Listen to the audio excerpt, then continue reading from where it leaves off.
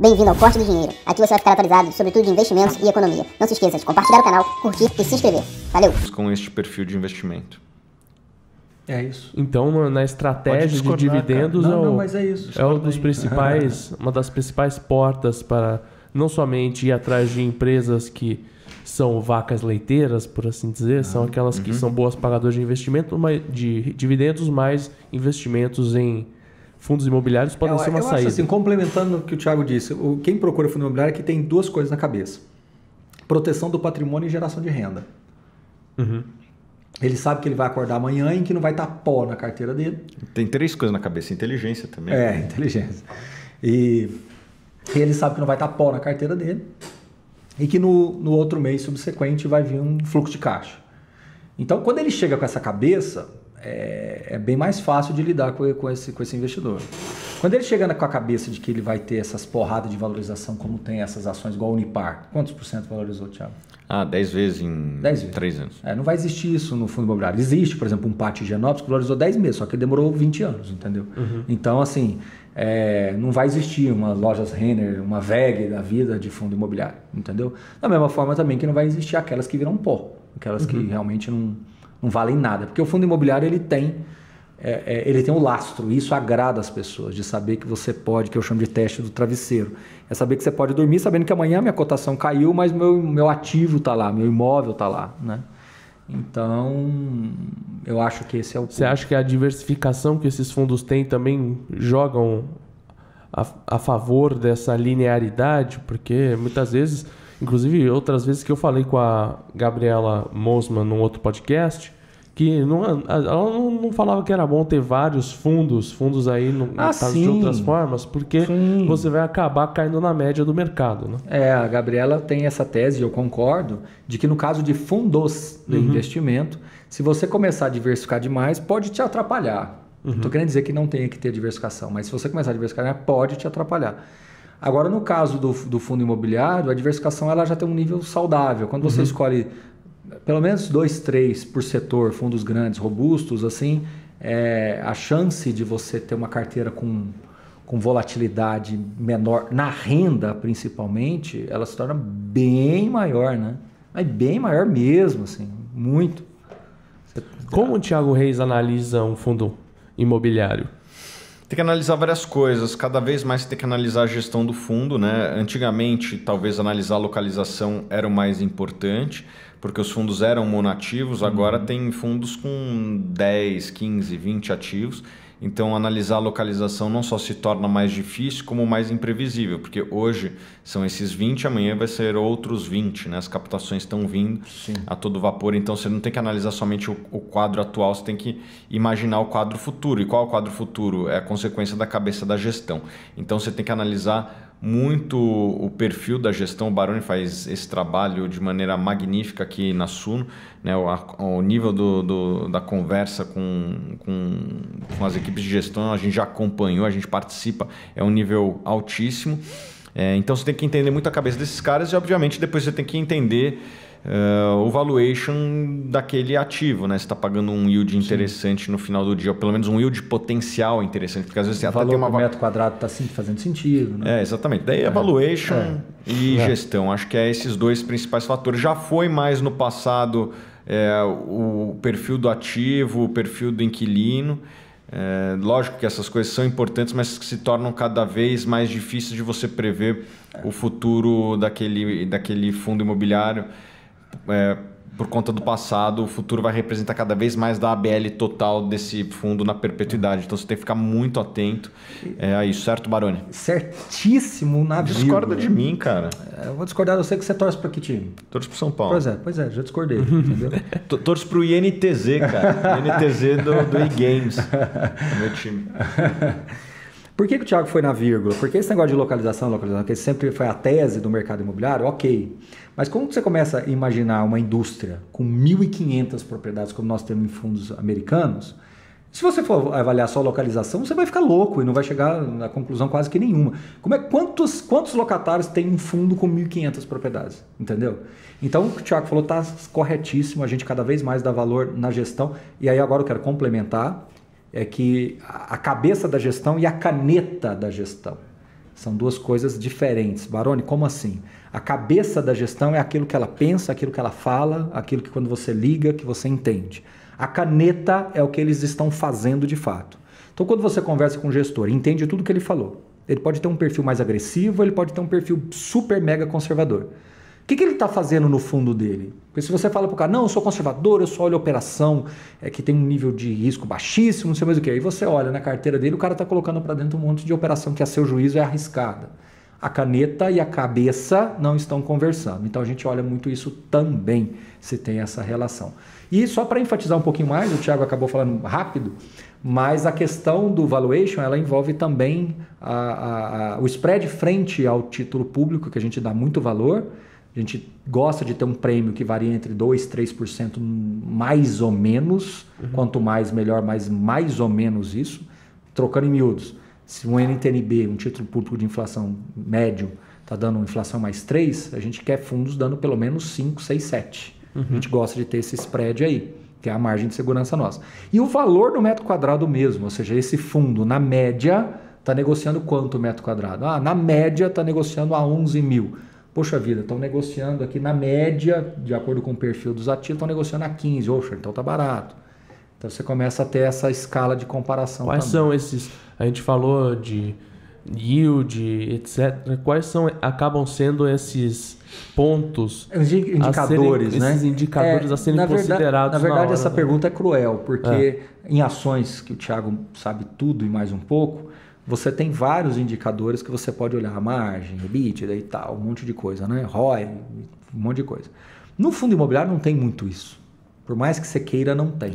Vamos lá. Yield, FFO yield, dividend yield, preço por metro quadrado, preço valor patrimonial.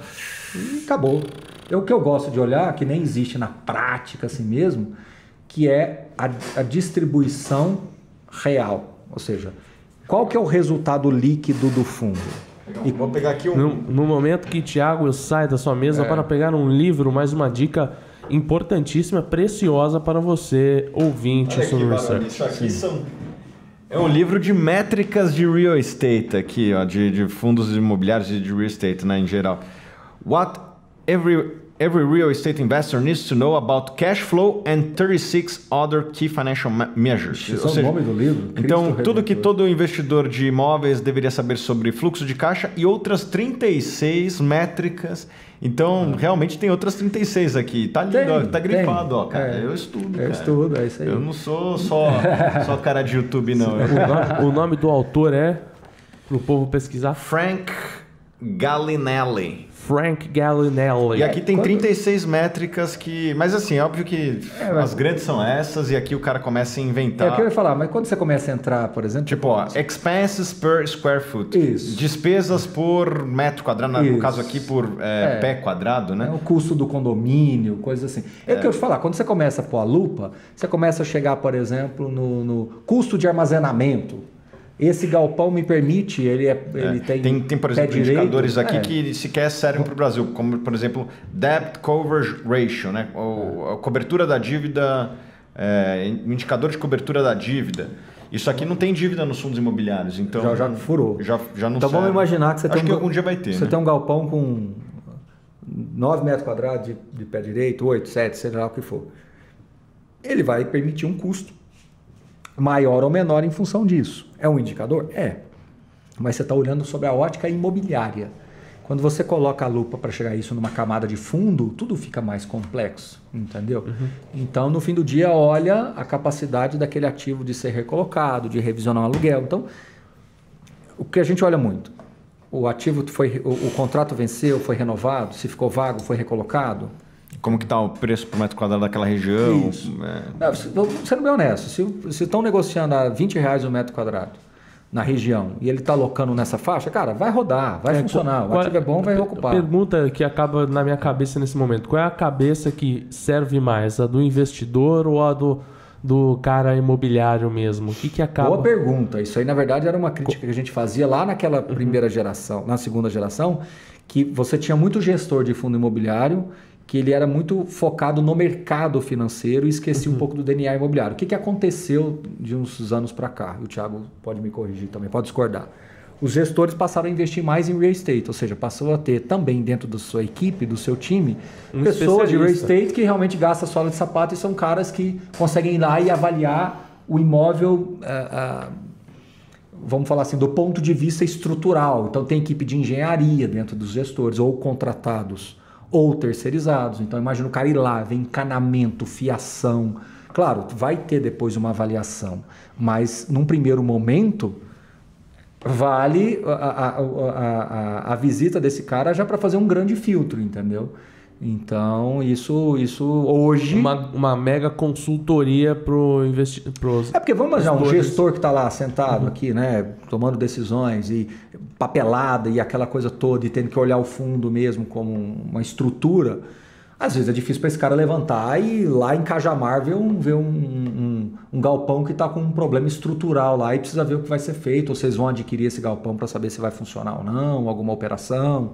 É mais difícil para ele tomar essa decisão. Então ele tem que ter gente de real estate que não está com a cabeça no financeiro do fundo, não está com a cabeça na burocracia do fundo. Entendeu? Ele está com a cabeça no real estate, está com a cabeça no imobiliário. Então isso melhorou muito dos anos para cá, certo, Thiago? Com certeza, Baroni. Discorda de mim, pô. Eu concordo com você, cara. Só acho que não tem só 4 métricas, não. Tem 36 métricas aqui. Pessoal, você que vai ler esse livro aqui, saiba que metade dessas métricas aqui dificilmente são aplicadas ao Brasil. Eu, quando fui estudar fundo imobiliário, não tinha material sobre fundo imobiliário, não existia esse livro, né? Então eu tive que estudar muito o que tinha lá fora, que de certa forma tem uma certa semelhança, mas não é igual ao que temos no Brasil.